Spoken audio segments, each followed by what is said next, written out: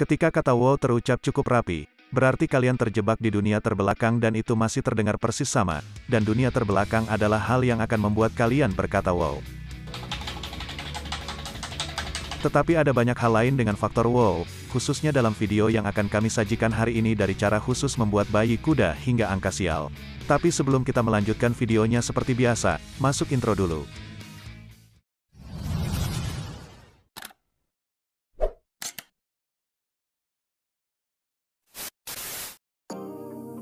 Berikut ini 10 hal yang akan membuat kalian sembunyi dan berkata wow. Inseminasi kuda. Inseminasi buatan adalah penyisipan sperma yang disengaja ke dalam serviks atau rongga rahim wanita untuk tujuan membuat kehamilan dengan cara selain hubungan seksual atau fertilisasi in vitro. Itu adalah teknik reproduksi manusia yang juga digunakan dalam pembiakan hewan seperti sapi perah, kuda dan babi. Teknologi reproduksi berbantuan sumbangan sperma dan teknik peternakan semua dapat digunakan dalam inseminasi buatan. Inseminasi intraservikal dan inseminasi intrauterin adalah dua prosedur inseminasi buatan. Saat ini wanita yang tersedia yang ingin memiliki anak sendiri. Tetapi wanita yang belum menikah dalam kemitraan lesbian atau wanita dalam hubungan heteroseksual. Dan jika pasangan pria yang tidak subur atau memiliki cacat fisik yang mencegah terjadinya hubungan seksual, dapat memperoleh manfaat dari inseminasi buatan. Inseminasi intraserviks adalah metode inseminasi yang paling sederhana dan paling sering dan dapat dilakukan di rumah tanpa bantuan seorang profesional medis. Jika kalian tidak mengatakan wow di kepala kalian atau dengan suara keras saat menonton video ini, maka kalian resmi menjadi legenda. Selamat. Seekor anjing adalah hewan viviparous pertama yang dibuahi secara artifisial. Pada tahun 1780, Lazzaro Spallanzani Italia berhasil melakukan eksperimen banyak hewan non-manusia, termasuk domba, kuda, sapi, babi dan anjing. Hewan silsilah secara umum hewan kebun binatang kalkun dan makhluk sekecil lebah madu dan sebesar orca tunduk pada inseminasi buatan. Kecuali hanya kuda yang telah dikandung oleh penyamaran alami atau layanan alami perkawinan fisik, yang sebenarnya dari Meretustelian. Klub joki menjadi yang paling menonjol dari ini, karena tidak ada inseminasi buatan yang diizinkan dalam pembiakan keturunan. 4, 13, 17, 39 dan 666 adalah nomor paling menakutkan di dunia. Ada berbagai nomor sial di seluruh dunia dan beberapa orang menganggapnya tidak menyenangkan untuk ditemui dalam kehidupan sehari-hari mereka. Dan ingin menghindarinya sebisa mungkin, berbagai angka dianggap angka sial dan angka seram di seluruh dunia, misalnya angka sial 13 dikaitkan dengan peradaban Eropa Barat. Sedangkan 17 dikaitkan dengan Italia, 4 dengan Asia Timur dan 39 dengan Afghanistan. Di sebagian besar salinan bab 13 dari Kitab Perjanjian Baru Wahyu 666 disebut sebagai nomor binatang. Itu juga terjadi dalam budaya populer seperti di album studio ketiga Nomor Binatang oleh band heavy metal Inggris Iron Maiden. Dan judul lagu 666 telah menjadi salah satu yang paling umum dikenal lambang untuk antikristus atau sebagai alternatif iblis dalam budaya populer modern. Angka 666 dikatakan digunakan untuk memanggil setan, baik organisasi Kristen apokaliptik maupun subkultur anti-Kristen yang jelas merujuk pada angka yang secara sengaja menyinggung simbolisme binatang. Dalam seni atau sastra barat modern cukup umum sebagai akibatnya ada terlalu banyak ilusi untuk dicantumkan, tetapi katakan saja ada banyak band metal dan film horor yang menampilkan nomor 666.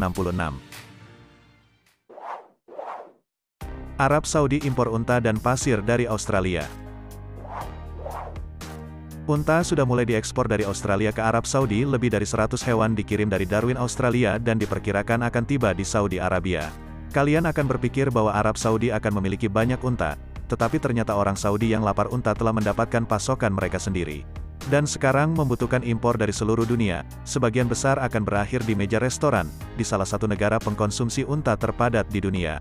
Unta pertama kali diperkenalkan di Australia pada abad ke-19 dan jumlahnya telah meledak sejak saat itu. Kebutuhan Saudi untuk mengimpor unta Australia untuk produksi daging menurut Peter Saddle, Presiden Asosiasi Industri Unta Australia Tengah, yang mengatakan kepada BBC News Online bahwa orang Saudi lebih memilih untuk membiarkan hewan untuk keperluan domestik dan balap. Dia mengklaim bahwa orang Saudi tidak memiliki cukup unta untuk konsumsi daging mereka sendiri. Setiap tahun ratusan ribu unta disembelih di Mekah selama ziarah Muslim yang dikenal sebagai haji. Setidaknya ada cukup pasir untuk mereka mainkan. Dalam hal ini pasir garnet dari Australia juga banyak dikirim ke negara itu, karena kualitasnya yang unik yang membuatnya sempurna untuk peledakan pasir. Metode ini digunakan untuk membersihkan permukaan bangunan dengan tekanan tinggi sehingga mereka juga mengimpor pasir.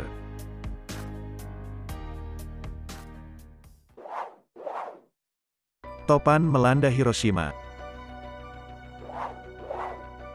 Sebulan setelah bom yang dimiliki Jepang secara tradisional menganggap diri mereka sebagai negara yang beruntung dengan peristiwa sejarah yang sering terjadi karena cuaca. Namun tampaknya keberuntungan telah habis pada tahun 1945. Tidak hanya mereka harus menghadapi 2 serangan nuklir, tetapi angin mulai bertiup ke arah yang berlawanan. Tipu Nida juga dikenal sebagai Topan Makurazaki di Jepang adalah topan dahsyat dan merusak yang melanda Jepang. Pada tahun 1945 menewaskan lebih dari 2.000 orang pada tanggal 17 September. Ida mendarat di Makurazaki di prefektur Kagoshima dengan tekanan permukaan laut rendah 916,1 HPA dan hembusan angin maksimum dari 140 mil per jam, yang tercatat di stasiun meteorologi di Makurazaki. Ida adalah topan terkuat yang berdampak Kyushu tercatat setelah topan Mohoto 1934. Badai ini bertanggung jawab atas tekanan terendah kedua yang pernah tercatat di daratan Jepang. Hujan lebat yang dihasilkan oleh melemahnya Ida memicu tanah longsor besar di prefektur Hiroshima menewaskan lebih dari 2.000 orang. Badai melanda hanya beberapa hari. Setelah Jepang menyerah dan kesimpulan dari Perang Pasifik dan kehancuran, Ida memperburuk situasi di samping istirahat USS dikatakan telah menembus matanya dan mengukur 25,55 inci merkuri.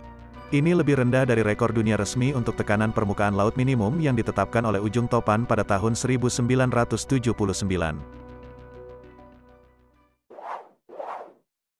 Pakaian anti-air.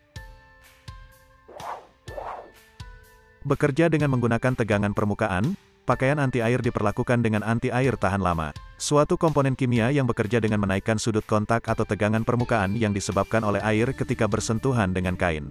Ketika sudutnya diperbesar, bentuk permukaan runcing pada kain menyebabkan air mengembun menjadi tetesan kecil. Dan ketika bersentuhan dengannya menyebabkan air hanya berguling. Tetesan air lebih rata dan menyebar bukannya berguling ketika sudutnya datar. Sudut kontak rendah DWR adalah pelapis yang diterapkan pabrik yang membuat bahan perawatan berbasis fluoropolimer tahan air adalah perawatan pabrik yang paling umum diterapkan. Namun pelapis ini tipis dan belum tentu efektif untuk menjaga lapisan luar kain tidak jenuh dengan air. Anti-air tahan lama biasanya digunakan bersama dengan bahan bernapas tahan air seperti Cortex. Pembasahan dapat mengurangi permeabilitas garmen transportasi kelembaban melalui membran permeabel dan memungkinkan air untuk melewati. Perawatan ulang diperlukan karena DWR memudar dari waktu ke waktu. Ada beberapa semprotan dan perawatan cuci tersedia untuk merawat pakaian yang tidak tahan air. Dan pakaian tahan air yang telah kehilangan sifat anti-airnya. Teknik sebelumnya untuk menerapkan DWR treatment dalam produksi melibatkan penyemprotan atau pencelupan larutan kimia ke permukaan kain. Pringles bukan keripik kentang.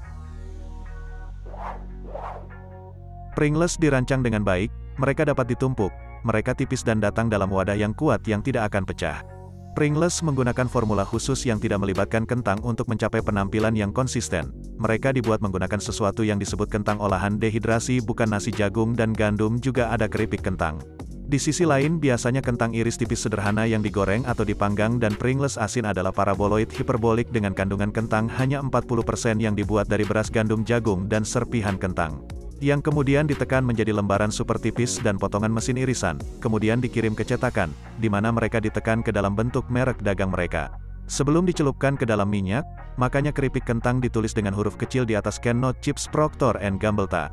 Ilmuwan Scott Frederick J. Bauer mengembangkan jenis baru keripik kentang pada tahun 1956, sebagai tanggapan atas kekhawatiran konsumen tentang keripik berminyak dan basi yang rusak. Serta udara di kantong Bauer menghabiskan 2 tahun menyempurnakan keripik berbentuk pelana pada adonan goreng dan memilih tabung dapat sebagai wadah. Chip keripik Pringles memiliki bentuk pelana yang secara teknis dikenal sebagai PNG, paraboloid hiperbolik, mulai memasarkan Pringles di Indiana pada tahun 1968. Pringles dapat diakses di banyak negara bagian pada tahun 1975 dan dijual secara global pada tahun 1991.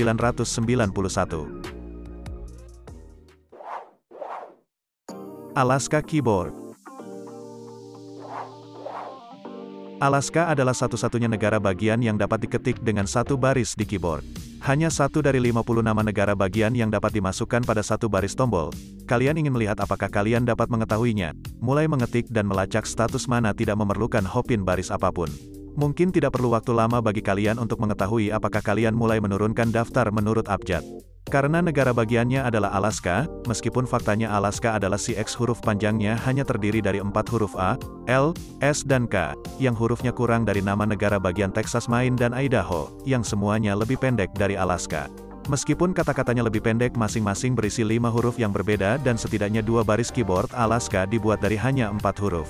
Dan yang terletak di garis tengah keyboard nama negara bagian lain, dengan hanya 4 huruf dan ada lebih banyak dari yang kalian bayangkan, tidak begitu beruntung.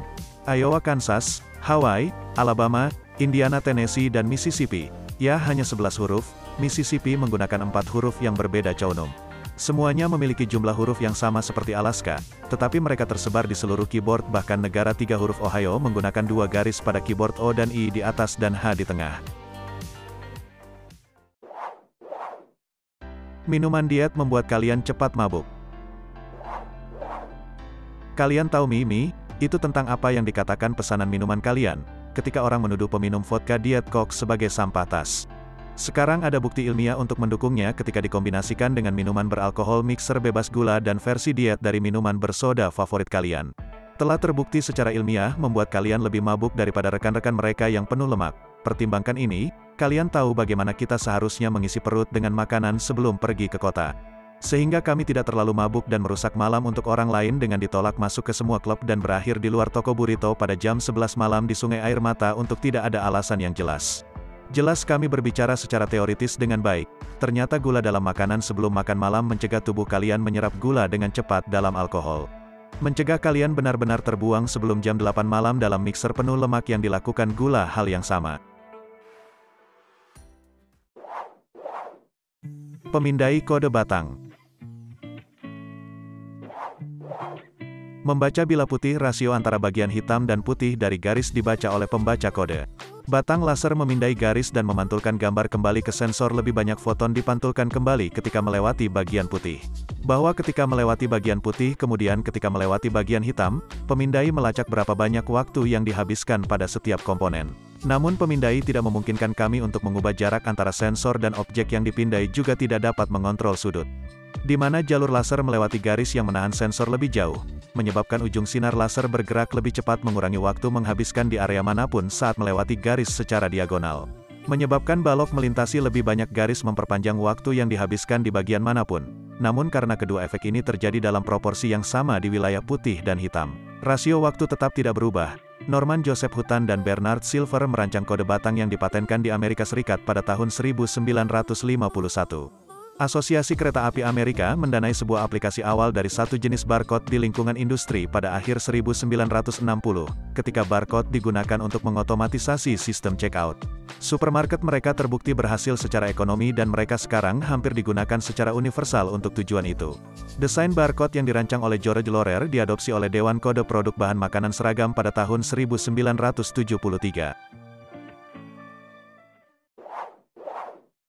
Pelaut menciptakan tradisi pagi kaki setengah staf. Jadi apa yang memotivasi kita untuk melakukan ini? Kebiasaan terbang setengah tiang telah menjadi penting seiring waktu. Tetapi akarnya agak kabur. Banyak sejarawan memuji kapal Hart itu mudah dengan misi Inggris ke Kanada pada tahun 1612. Kru menurunkan bendera kapal menjadi setengah tiang. Kemudian aula Kapten James dibunuh oleh tombak Inuit. Ini mungkin sebagian untuk memperingatkan mereka yang telah pergi ke pedalaman, bahwa ada yang tidak beres. Tetapi juga kemungkinan bahwa tahayul pelaut berperan. Bendera kapal diturunkan menjadi setengah tiang untuk menggantikan kematian Panji tak terlihat. Menurut legenda, bendera kapal masih setengah tiang ketika kembali ke London, menandakan bahwa kru masih berlayar di bawah kematian Panji. Apapun akarnya, ritual semakin populer sepanjang waktu, terutama di kalangan pelaut. Departemen Angkatan Laut memerintahkan semua dari kapal-kapalnya untuk menurunkan bendera mereka menjadi setengah tiang. Setelah kematian George Washington pada tahun 1799, menurut salah satu catatan pertama dari tradisi ini dalam sejarah Amerika, tradisi tersebut terus berkembang dari maritim ke praktik nasional. Tetapi tetap tidak resmi sampai Presiden Dwight D. Eisenhower mengeluarkan Proklamasi 3044 pada tahun 1954, yang sebelumnya menstandardisasi prosedur untuk semua gedung pemerintah bendera nasional. Nah, itu dia beberapa hal yang akan membuat kalian sembunyi dan berkata wow. Jika kalian suka dan terhibur dengan videonya, jangan lupa like, subscribe dan aktifkan loncengnya, agar sobat semua tidak ketinggalan video terbaru selanjutnya.